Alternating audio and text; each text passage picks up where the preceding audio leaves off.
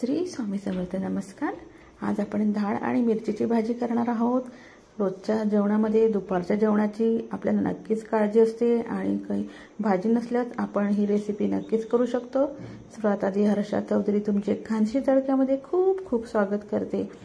सर्वात आधी आपल्याला अर्धी वाटी डाळ आणि मी 3 ते 4 डाळ मिरच्या अशा कापून घेतलेल्या आहेत. त्या आपल्याला शिजवून घ्यायच्या आहे. डाळ आपल्याला जास्त वरणासारखी शिजवायची नाही. आपण हे थाळी ठेवणार आहोत. बघा, या प्रकारे डाळ आपली छान अशी शिजून झालेली आहे. डाळ आणि मिरच्या रोजच्या जेवणामध्ये आपण ही भाजी दुपारच्या वेळेस ही भाजी नक्कीच करू शकतो. भाजी बनवण्यासाठी लागणारे साहित्य बघा, मी अर्धी वाटी शेंगदाणे घेतलेले आहे. चवीप्रमाणे म्हणजे 7 ते 8 आपण बारीक मिरच्या घ्यायच्या. खोबरं घेतलेलं आहे मी 1 ते 2 इंच आणि लसूण आणि अद्रक, लसणाचा 1 कांदा आणि 1 इंच अद्रक घ्यायचं. सर्वात आधी आपल्याला शेंगदाणे भाजून घ्यायचे आहे. बघा, या प्रकारे काहीसे मी तव्यावरती घातलेले आहे. शेंगदाणे सुद्धा आपल्याला खरपूस भाजून घ्यायचे आहे. शेंगदाणे आपण लहान गॅसवरती भाजायचे, मोठा गॅस करायचा नाही. त्यामुळे शेंगदाणे ही व्यवस्थित आतील बाजूने सुद्धा भाजणे गरजेचे असतात. याच प्रकारे आपण मिरची सुद्धा भाजून घेणार आहोत. डाळ मिरचीची या प्रकारची हिरवी भाजी फार उत्कृष्ट आणि अप्रतिम बनत असते चवीला. तुम्हाला नक्कीच आवडेल. प्लीज मला कमेंटद्वारे तुम्ही कळवा माझ्या रेसिपीज तुम्हाला कशा वाटतात.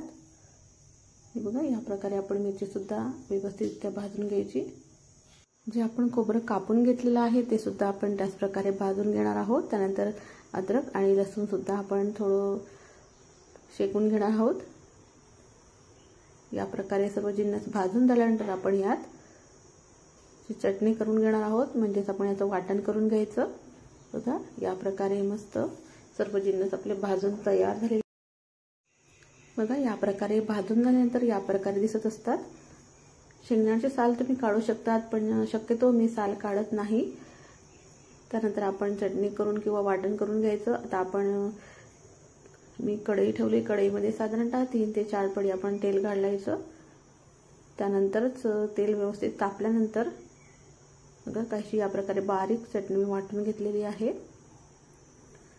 तेल तापून झाल्यानंतर आपण फोडणीसाठी मी लसूण खोडून घेतलेला आहे. तो लसूण आपण आधी टाकणार आहोत. लसूण छान व्यवस्थित लालसर झाल्यानंतर आपण यात जिरे आणि मोहरी घालणार आहोत. 1 चमचा मी मोहरी घातलेली आहे आणि 1 चमचा मी जिरे घालणार आहे. जिरे आणि मोहरी छानशी फुटून वर यायला हवे या प्रकारेच आपल्याला टाकायचे आहे. कडकडीत तेलामध्ये आपल्याला हे घालायचे आहे, जेणेकरून फोडणीचा स्वाद हा भाजीमध्ये व्यवस्थित येत असतो. बघा, या प्रकारे पूर्ण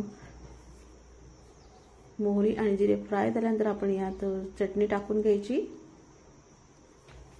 बघा, सतत आपण हे हलवत राहायचं. चटणी खाली लागण्याची शक्यता असते. आता आपण यात हळद आणि मसाले घालूया.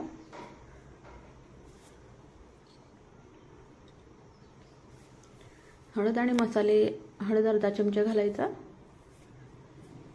मसाला आपण अर्धा चमचा घालायचा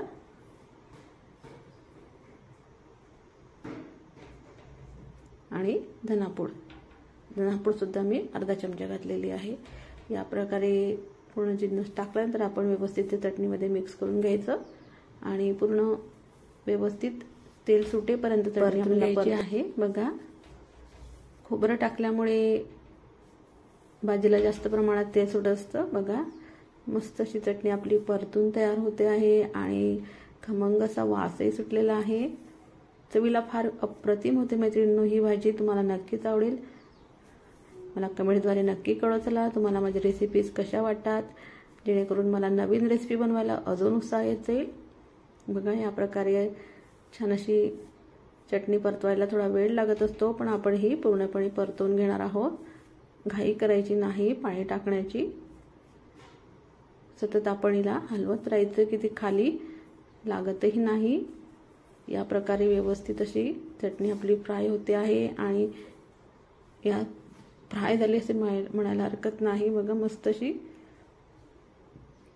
फ्राय झालेली आहे आणि तेलही सुटलेलं आहे. बरंचसं तेलही सुटलेलं आहे चटणीला. साईडने बघा तुम्ही. त्याच प्रकारे आपण यात थोडं पाणी टाकून घेऊया। पाणी टाकल्यानंतर आपण यात जी डाळ आणि मिरची काढलेली आहे ती सुद्धा आपण यात टाकून घ्यायची। बघा या प्रकारे डाळ त्यात मिक्स करून घेणार आहोत। पाण्याची आवश्यकता असली तर तुम्ही घाला, नाही तर नाही घातली तरी काही हरकत नाही, कारण पाणी सफिशियंट झालेलं आहे। थोडी घट्ट असणेच गरजेची आहे भाजी, पातळ नको। बघा या प्रकारे पाणी सुद्धा पुरेसं झालेलं आहे। आता आपण ही 5 मिनिटं शिजू देणार आहोत। चवीप्रमाणे आपण यात आधी मीठ घालायचं आणि उकळी आल्यानंतर आपण हिला 5 मिनिटं शिजू देणार आहोत। या प्रकारे दुपारची जेवणाची सोय आपली नक्कीच छान झालेली आहे। बघा मी थोडी यात कस्तुरी मेथी सुद्धा घातलेली आहे चवीसाठी।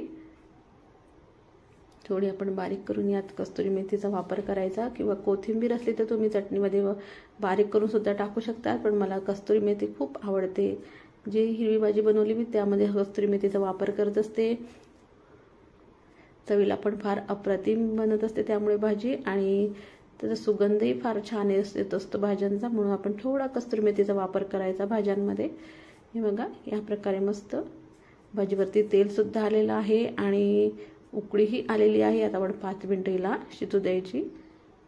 यासोबत तुम्ही भाकरी करा, ज्वारीची भाकरी छान मस्त बेत होतो ज्वारीच्या भाकरी आणि डाळ मिरचीच्या भाजीचा, तुम्हाला नक्कीच आवडेल। तुम्हाला आवडणारच आहे, मी 100% तुम्हाला खात्री देते। तुम्ही भाजी केल्यानंतरच मला कमेंटद्वारे कळवा तुम्हाला कशी वाटली। माझी भाजी पूर्णपणे तयार झालेली आहे। आता सर्व करायला घेणार आहे, मी सर्वांना वाढायला घेणार आहे। त्यासाठी बघा मी ज्वारीची भाकरी केलेली आहे। बघा डाळ मिरचीची भाजी, ज्वारीची भाकरी, कैरीचा छानसा गदका मी केलेला आहे, टमाटर, कांदा आणि लिंबू। ह्यास मी तुम्हाला कैरीचा गदका सुद्धा तुमच्यासोबत शेअर केलेला आहे, त्याची लिंक मी तुम्हाला डिस्क्रिप्शनमध्ये देणारच आहे। माझ्या चॅनलला लाईक करा, शेअर करा, सबस्क्राईब करा, बेल आयकॉनवरती क्लिक करा। चला तर भेटूया अशाच एका नवीन रेसिपीसोबत, तोपर्यंत खूप खूप धन्यवाद।